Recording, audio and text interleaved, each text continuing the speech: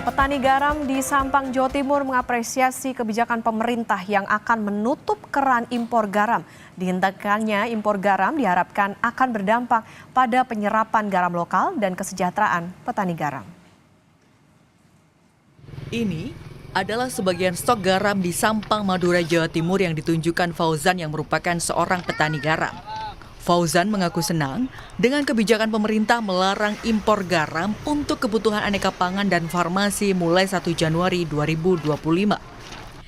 Fauzan berharap kebijakan ini berdampak pada kemakmuran petani garam. Saya sebagai petani garam sangat senang bila pemerintah menyetop impor garam.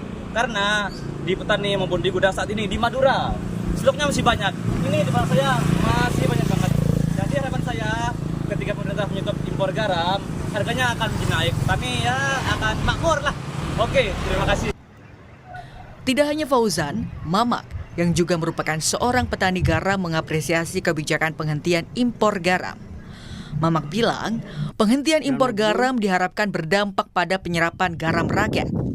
Garam impor itu di stop, itu akan membantu garam rakyat, sehingga nantinya garam rakyat itu akan harganya lebih tinggi lagi. Seperti pada tahun-tahun yang kemarin itu, tahun-tahun yang lalu, garam impor yang di stop, harga garam naik.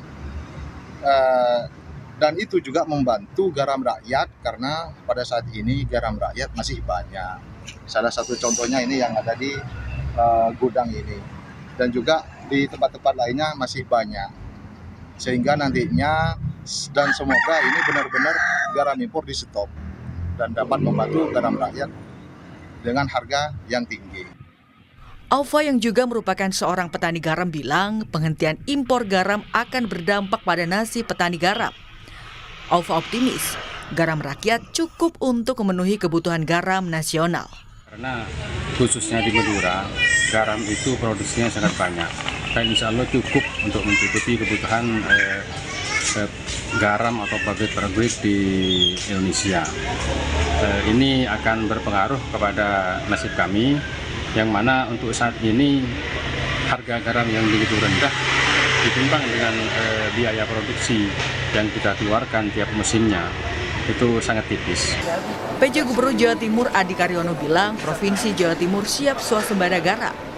Menurut Adi, tahun lalu Jawa Timur telah memenuhi kebutuhan 55% garam nasional. Separohnya ada di Jawa Timur. Dan persoalan harga memang juga tidak begitu baik ya, ketika memang kita juga ada garam impor. Kita mampu ya, ketika kita dibebaskan untuk swasembada garam, kami siap untuk itu. Maka efeknya adalah pertama ya para petani penggarap garam, perusahaan ya semua bisa berjalan mendapatkan manfaat itu. Yang kedua, ketersediaan garam tidak tergantung harus menunggu luar negeri.